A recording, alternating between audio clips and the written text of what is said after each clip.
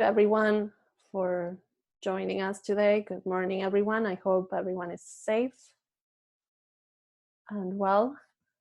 In this webinar, we're going to discuss adjudication under Ontario's Construction Act. My name is Karina Reither, and I'm the project manager at ODACC. ODACC is the authorized nominating authority under Ontario's Construction Act.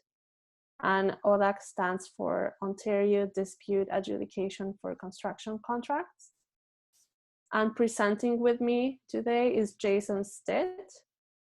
Jason is an instructor. Hi, Jason. And he's an instructor for the Stittfeld Handy Group, and he is the instructor for all the adjudicator trainings in Ontario. Okay. If you have any questions throughout the webinar, please submit them through the Q&A, and we will leave some time at the end to answer your questions. Today, I will be discussing ODACC's role, what adjudication is, the types of disputes that can be adjudicated, the timelines, because there are short timelines for adjudication, three things to know before commencing an adjudication. That's what Jason will be discussing. So the fees, the adjudicator registry, and the pre-designed adjudication processes. I will then demonstrate how to commence an adjudication using ODACC's computer system. And Jason will end with an explanation of how to become an adjudicator. So ODACC is the authorized nominating authority under Ontario's Construction Act. Some of you may know that on October 1st, 2019, the Construction Act was amended, and part of the amendments were to nominate an authorized nominating authority. ADR Chambers was selected as the authorized nominating authority, and ADR Chambers set up operations as ODACC. And ODACC is responsible for training persons as adjudicators and for certifying adjudicators and to maintain the adjudicator registry. So only certified adjudicators can conduct adjudications under Ontario's Construction Act. ODACC is also responsible for appointing adjudicators when the parties cannot agree on an adjudicator. And we also set fees when the parties and the adjudicator cannot agree on a fee. And Jason will discuss the fees in a few minutes. And ODACC also provides administrative support to facilitate the conduct of adjudications. So what is adjudication for those that do not know? Adjudication is a dispute resolution process that allows disputants or parties that have a dispute to present their argument to an independent third party, so an adjudicator, and that adjudicator will make a decision, and the decision can be filed with the court. In a way, it's similar to arbitration, where there's different parties and they're presenting their disputes to a third party. Some of the benefits of adjudication that make it different from arbitration are that it's quick. So in adjudication, a decision has to be made in 39 to 46 days. The parties can agree to an extension, but if there's no extension, then a decision will be made in a very short time. Adjudications are also cost-effective and relatively inexpensive, and Jason will discuss the fees. They're meant to, so payments ordered by an adjudicator must be made within 10 days, and that's under the Construction Act. Adjudication is available as a right. So a party to a construction contract can commence an adjudication without the other party's consent. Adjudication is an interim process it's not meant to replace litigation or arbitration. The determination is enforceable in court until the dispute is arbitrated or litigated, and the parties can choose to litigate in the future, or they can choose to enforce the determination. And the adjudicator's determination is enforceable in court. The types of disputes that can be adjudicated are listed in section 13.5 of the Construction Act. On this slide, I included part of section 13.5. Please refer to the Construction Act for information on the types of disputes that can be adjudicated. ODACC cannot provide legal advice, so we cannot interpret the Construction Act for you, but please refer to section 13.5. One of a common question we often receive is if ODACC will adjudicate a certain type of matter. So, for example, the parties give me a set of facts and they want to know if ODACC has jurisdiction. And ODACC cannot determine jurisdiction. If the parties commence an adjudication, the adjudicator would be the one to determine if the adjudicator has jurisdiction to hear the matter. So whenever a dispute is commenced, the adjudicator will determine jurisdiction. And I will now give you a brief outline of the timelines, and I will discuss them at the end as well. So to commence an adjudication, the claimant needs to file a notice of adjudication, and that's commenced on ODACC's computer system. And the notice of adjudication must be given to the respondent and to ODACC.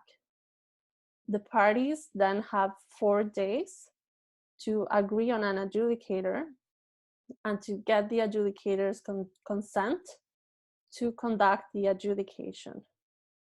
If the parties cannot agree on an adjudicator, then the parties can ask ODACC to appoint, and ODACC will appoint an adjudicator within 7 days. And if the parties do not agree, then the claimant is required to ask ODACC to appoint an adjudicator.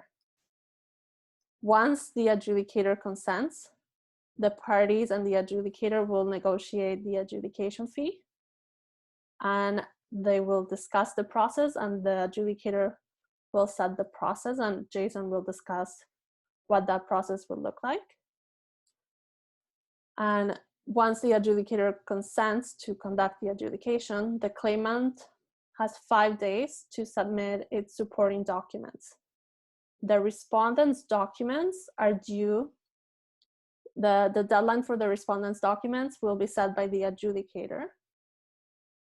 And 30 days after the claimant submitted its supporting documents, the adjudicator needs to render a decision or a determination. ODACC will then certify that determination, and that's the determination that can be filed in court. And now I will turn to Jason to discuss what you need to know before commencing an adjudication. So, good morning, everybody. I guess I won't cover everything that you need to know before commencing an adjudication. There's a lot that hopefully you know on your own, having nothing to do with ODACC or adjudication, but I'll be going over a number of the things. First, in terms of how much an adjudication costs. So as you can see, there's sort of 4 different components of what an adjudication costs with respect to the ODACC related costs. So there's the Adjudication Referral Fee and Certification Fee. Both of those only apply for disputes where the amount that the claimant is asking for is over $50,000. And we'll get into those in a second. Then there's the adjudication fee, which is the one thing that's not set. So the adjudication fee can be negotiated between the parties. If it can't be, and the adjudicator, if it can't be negotiated between the parties and the adjudicator, then it will be set. And then there's, of course, taxes, and if there are any disbursements for some of the bigger dollar value claims.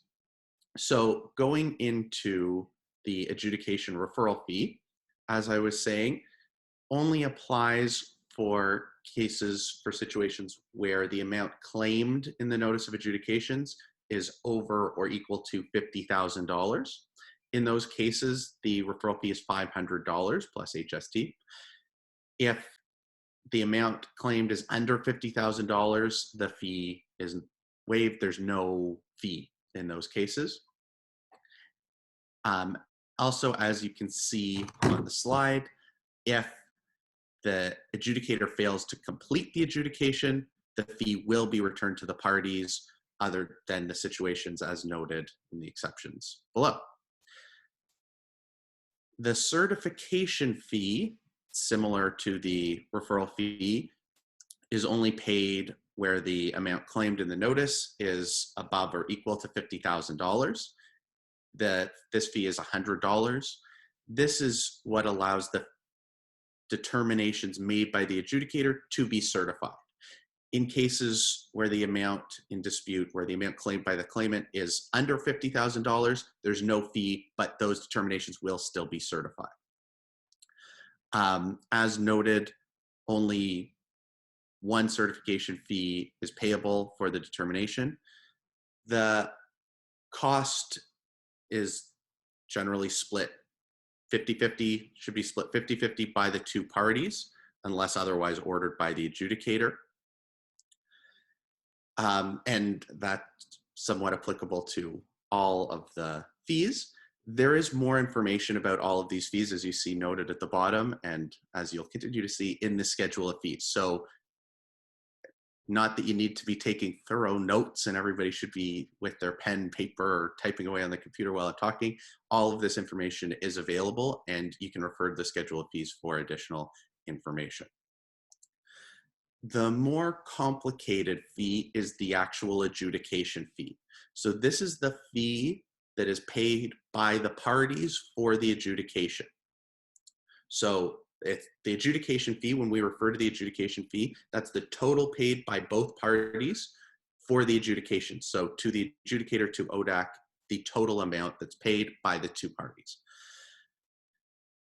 This fee can be negotiated, as Karina was saying. So the idea is the parties and the adjudicator can negotiate the fee.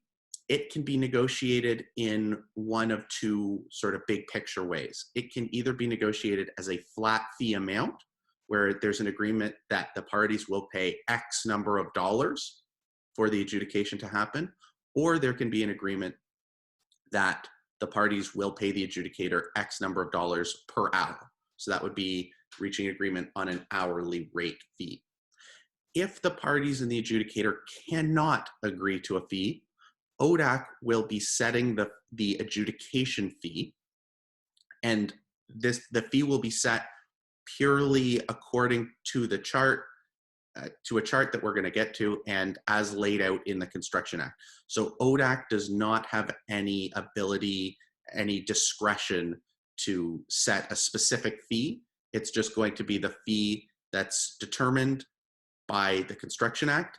And as you'll see, that's based on the amount the claimant pays again. So here you can see the slide.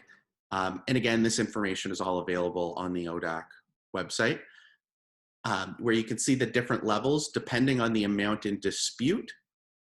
That will determine what the fee is that will be paid for the adjudication. So as you can see, again, with everything below $50,000, there's a distinction made. Everything below $50,000, those are set fees. So when I said there are two types of negotiated agreements in terms of the adjudication fee, also with when ODACC setting the fee, if it's below $50,000, that's going to be a set fee, where it's going to be, if it's $35,000 to $49,999, that's going to be $3,000 total, again split among the parties. That's the total fee for the adjudication. Once it's above $50,000, that's where it switches to the hourly rate fee, and that fee will be determined again by the amount in dispute. So as you can see, for example, $50,000 to $24,999, that would be the hourly rate of $250 an hour. If it's over $1 million, that would be the hourly rate of $750 an hour. So that's the fee. And again, that's only if ODACC is setting the fee. So the parties will be able to negotiate with the adjudicator in advance. If there's no agreement possible, this is how the fee will be set by ODACC for the adjudications. And again, in terms of the fees, just as a reminder, there is additional information available on the schedule of fees. All right, so information required to commence an adjudication. How do we get one of these things started? So a party to a contract, and this is out of the Act, a party to a contract or subcontract who wishes to refer a dispute to adjudication shall give the other party written notice of adjudication. That includes, and so this is what is going to be required: the contact information, the name and addresses of the parties, a brief overview of the dispute, so just to give a brief sense of what the dispute's about, what you want from the other side, so what you're looking for in the dispute, what you're trying to get out of it, the name of a proposed adjudicator to conduct the adjudication, so that will be proposing someone to be the adjudicator to ODACC, and then there can also be a process suggested to the adjudicator. So what the process that you think would be most appropriate can be added in there. I'll get into a bit on the processes in a minute once we get to processes.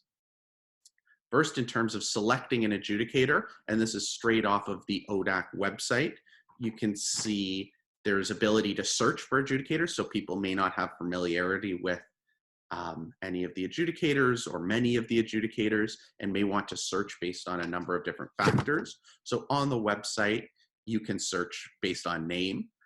You could search based on expertise.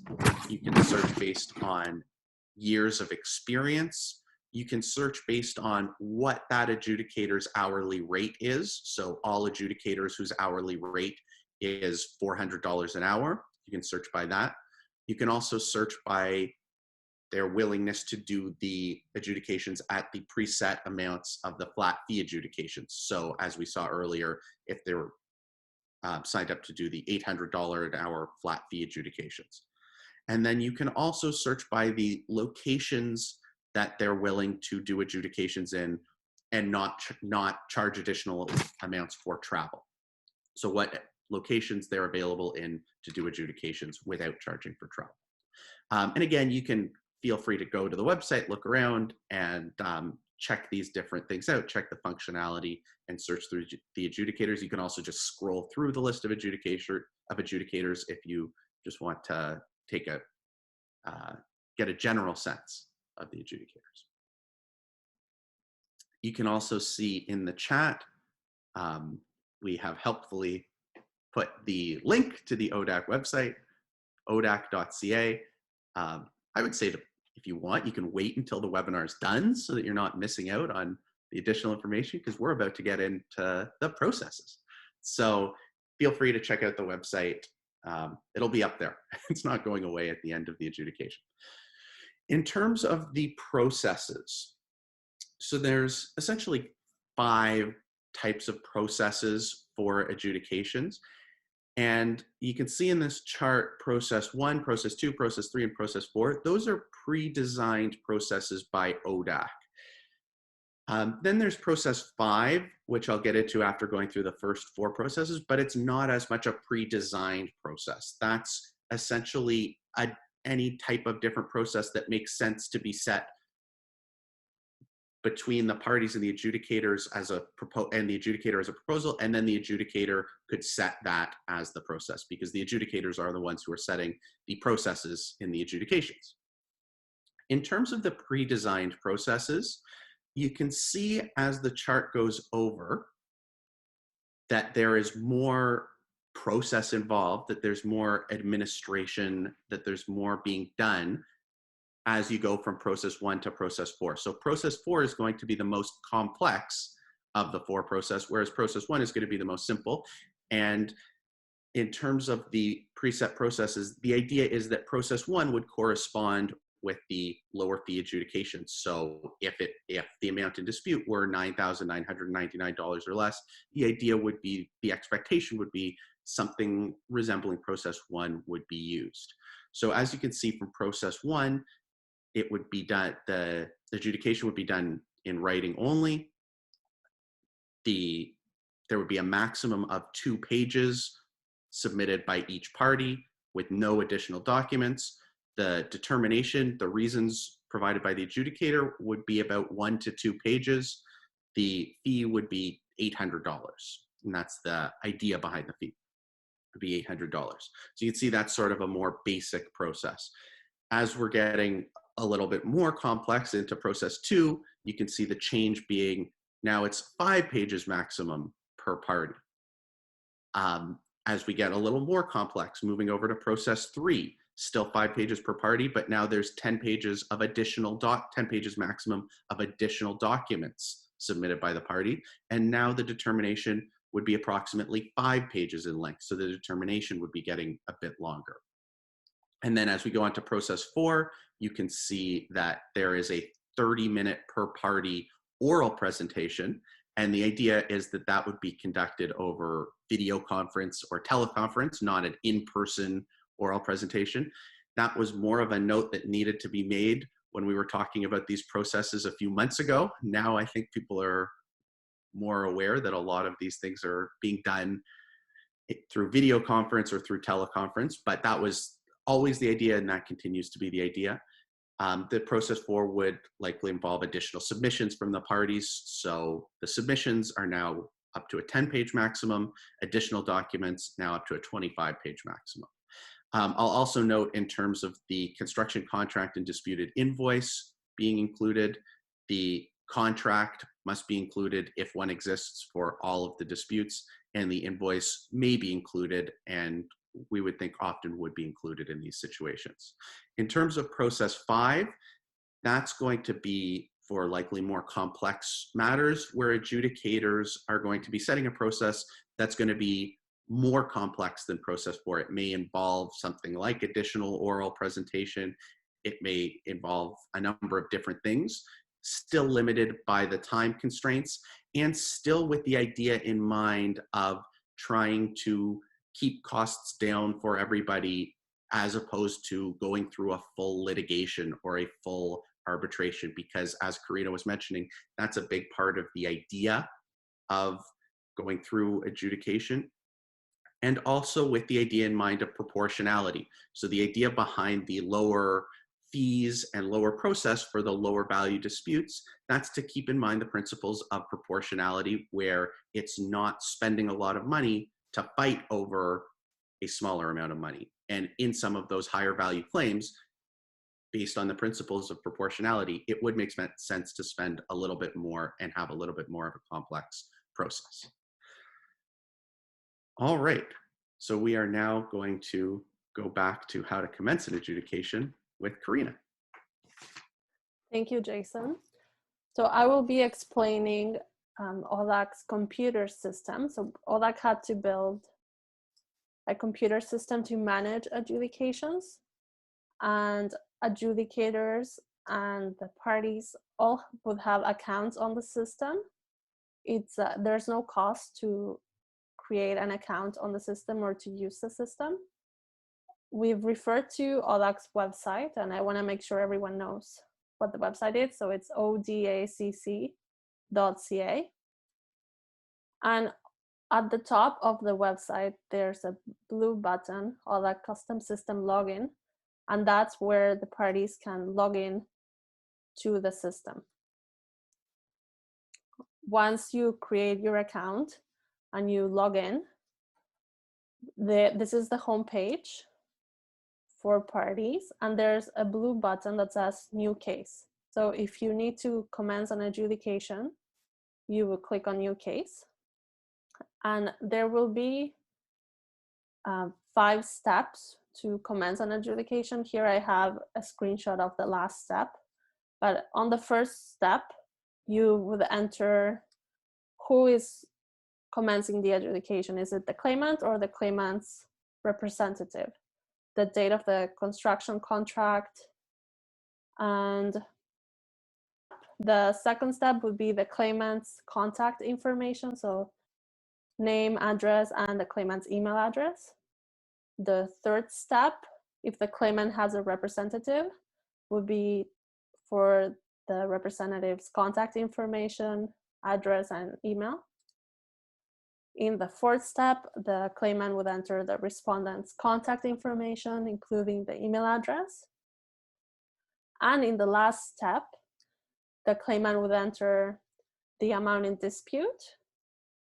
Then there will be a text box to enter a description of the dispute, and also the names of potential witnesses so that the adjudicator can check for potential conflicts of interest. There will also be another text box to enter the nature of the redress sought or what the claimant would like the adjudicator to order. And there will be a space for the claimant to suggest the name of an adjudicator. And as Jason mentioned, claimants must suggest an adjudicator on the notice of adjudication. There will also be a space provided for the claimant to suggest a pre-designed process to the adjudicator if they want to suggest a process. And after going through all the steps, the claimant will click on proceed. And the notice of adjudication will be created and the adjudication will commence. And so the claimant will be able to go to the Forms tab, and they can download a notice of adjudication, so a PDF. The PDF of a notice of adjudication is available on the website. So we have a sample form for parties to look at if they are thinking of commencing an adjudication, for them to gather all the information. And that's on the website under odacc.ca. The website is organized into 4 sections. So there's a home, claimants, respondents, and adjudicators. Under the claimants section, the first submenu is commencing an adjudication, and that's where the form, the notice of adjudication form is. So after the claimant commenced the adjudication on the system, ODACC will receive a copy of the notice of adjudication, and the respondent will receive an email from the system, and the email would say that a construction adjudication was commenced and they were named as a respondent. And in that email, we provide a link for the respondent to be able to access the system so that they can respond. And I'll show them in a minute what that response will look like. If, for example, the claimant wants to resend the email to the respondent or to the respondent's representative, on the Forms tab, there's a Resend Notice of Adjudication button, and if the claimant presses that, they can enter a different email address to resend the email. The email is also available on ODACC's website, again under Claimants and Commencing an Adjudication. So once the respondent clicks, they receive the email, and if they click on the link in the email, they will be directed to this page. So here we have Notice of Adjudication, and it says you've now confirmed receipt of the Notice of Adjudication. And the claimant can view the information that was entered, the respondent can view the information that was entered by the claimant. So the claimant's information, the process that the claimant suggested, the description of the dispute that was entered by the claimant, and the respondent at the bottom of this page, if the respondent were to scroll down, the respondent will have an option to verify their address, so all their contact information, to enter if the respondent has a representative, and to enter a brief description of the response. So the text boxes have a word limit. It's about 300 words, and the respondent can provide a response to the notice of adjudication. And the respondent would also review the adjudicator that was suggested by the claimant and indicate if the respondent agrees to that adjudicator, if the respondent wants ODACC to appoint an adjudicator, in which case ODACC would appoint within 7 days, or if the respondent wants to suggest a different adjudicator, the respondent can do that. And the respondent can also suggest a pre-designed process to the adjudicator. And if the respondent does not create the response to notice of adjudication, then the claimant is required to request that an adjudicator is appointed, and the respondent won't get a chance to participate in the adjudicator selection process or suggest a process to the adjudicator. So if the respondent creates a response to the notice of adjudication, under the Forms tab, now there will be a response to notice of adjudication, and the claimant and the respondent can download the response to notice of adjudication. If, for example, the claimant suggested an adjudicator and the respondent agreed to that adjudicator, then that adjudicator will receive an email and they can consent to adjudicate. If the respondent suggested a different adjudicator than the one that was suggested by the claimant, then the claimant will be notified and the claimant will have access to the adjudicator selection page. And here the claimant can agree to the adjudicator that was suggested by the respondent. They can ask ODACC to appoint an adjudicator, or they can suggest a different adjudicator to conduct the adjudication to the respondent. So this process of selecting an adjudicator is available to the parties for the first 4 days. Remember that the parties need to select an adjudicator and get the adjudicator's consent within 4 days of the respondent being provided with the notice of adjudication.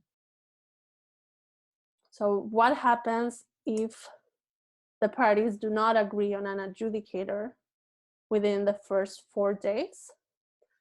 Then it's section 13.94 of the Construction Act, which says that the party who gave the notice shall request that the authority appoint an adjudicator.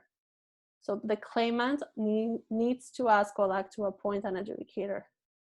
If ODACC does not receive a request from the claimant to appoint an adjudicator, then we will not be appointing an adjudicator.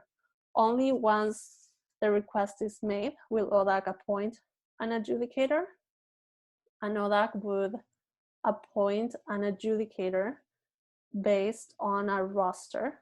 So it would be the next person on our list.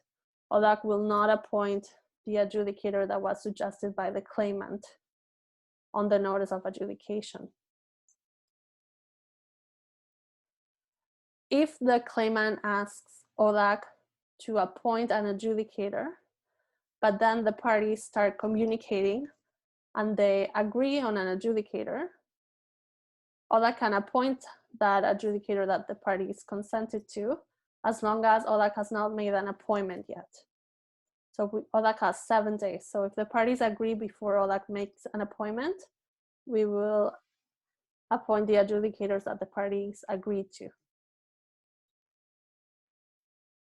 So again, after the parties consent on an adjudicator or after ODACC appoints an adjudicator, the adjudicator will receive an email and will be asked whether they consent to adjudicate. And once an adjudicator consents to conduct the adjudication, this is what the system will look like. The case status will say adjudicator consented to adjudicate. And we have included milestones and steps to complete to guide the parties through the process.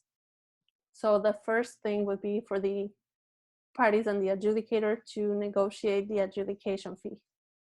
So under steps to complete, we have the adjudicator to communicate the fee to the parties, and the adjudicator will contact the parties to talk about the fees. Another step to complete is for the adjudication process. So those pre-designed processes that Jason was talking about, or if the parties and the adjudicator want to create a different process that fits the needs of the case, then they will discuss the process and the adjudicator will communicate the process through the process tab. The claimant's documents are due 5 days after the adjudicator consents. So we have a notification for the claimant as a reminder that the claimant's documents need to be uploaded within 5 days. Once the adjudication fee is negotiated, and if you can't negotiate, then the adjudicator will contact ODACC to set the fee based on the schedule of fees. Then that adjudication fee will be communicated to the parties through the fees tab. And there's a fees tab on the system.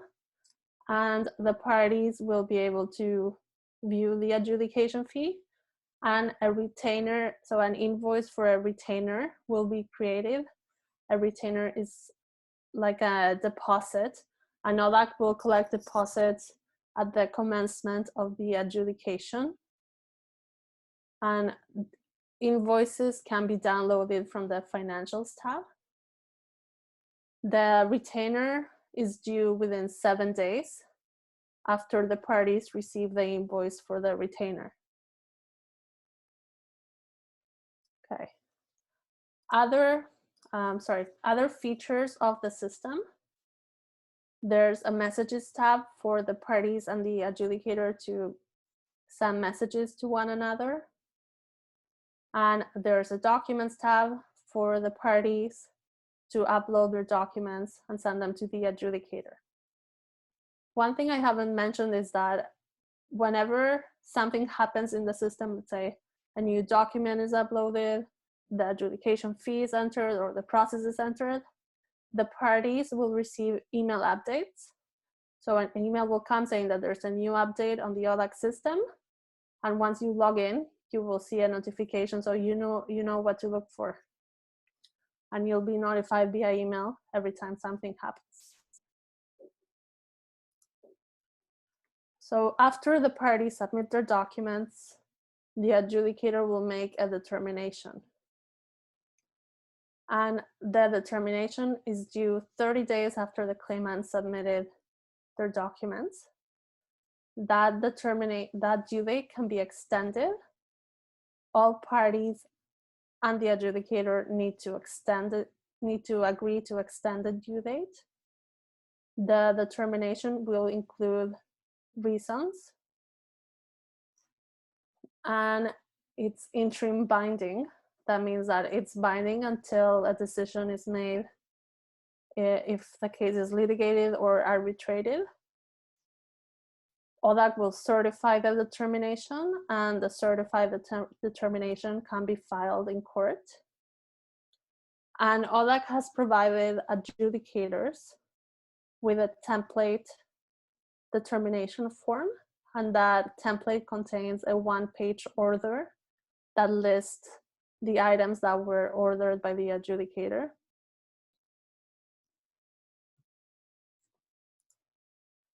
And the amount that the adjudicator orders is to be payable is due no later than 10 days after the determination is communicated to the parties. I received a question about legal cost, and section 13.16 of the Construction Act says that the parties shall bear their own cost of the adjudication, and that's subject to section 13.17 of the Construction Act, which discusses vexatious conduct on behalf of a party. And I will now ask Jason to explain how to become an adjudicator. So, if everything you've heard today has made you think, wow, I would love to be an adjudicator, I can't wait to sign up. Lucky for you, we have upcoming courses to become an adjudicator. In all seriousness, we just completed a 2-day workshop, a 2-day course to become an adjudicator over the last 2 days. So this week on Wednesday and Thursday. We have more courses scheduled. First thing that you do in terms of becoming an adjudicator is sign up for the training. We currently have 2 dates set, so August 4th and 5th and October 1st and 2nd. And then the plan is to have additional courses in January 2021 and April 2021. After signing up for the training, you will receive information to complete an online component. So this is similar to a PowerPoint where you are reading slides as you're going through and watching videos, giving information about adjudication, about the Construction Act, about a number of different things related to adjudication. So that's step 2. Step 3 would be to attend the 2-day training. So you've signed up in step 1. Step 3 is you actually attend the training. The last 2 months, the training that we've done has been virtual instructor-led training using Zoom. So relatively similar to this webinar, with the difference of a bit more interactivity, where there's participant interactions and we hear from different people interested in becoming an adjudicator, go through a number of case studies and play out scenarios, including working through drafting a determination, thinking through what would be involved in drafting a determination, analyzing determinations, analyzing mistakes that adjudicators might be making. So in the Zoom version of the session, it runs relatively similar to how we ran the in-person versions of the session. As you can imagine, not completely set whether the August and October sessions will be virtual instructor-led training over Zoom or in person. We'll be making that determination slightly closer to the dates. I think it's likely that the August ones will be virtual instructor-led training. If people are outside of Toronto and are interested in taking the training, going through the virtual instructor-led training is a significant advantage over having to come to Toronto, incur that expense of staying in Toronto, waste the time of somehow traveling to Toronto, because the virtual instructor-led training could be easily taken from anywhere. And then step 4 is submitting the application and evaluation questions. So after completing the in-person and online, and by in-person I mean in-person or through Zoom training, you can request the application package, which will involve some questions, which you will then submit to ODACC, and then you will hear from ODACC about whether you are on the roster of adjudicators. So in terms of the certification process, this is on the ODACC website as well under the Adjudicators tab, as you're seeing being circled. There's more information there. You can read about the eligibility criteria, which includes working 10 years in the construction industry and a couple of other things, some of which are taking the training and completing the evaluation as noted. So you can also see at the bottom there is the link put on your screen, but then you'll also notice in the chat, there is the link that you can copy and paste into your browser so that you can go directly to that page. Now I'm going to go back to Karina.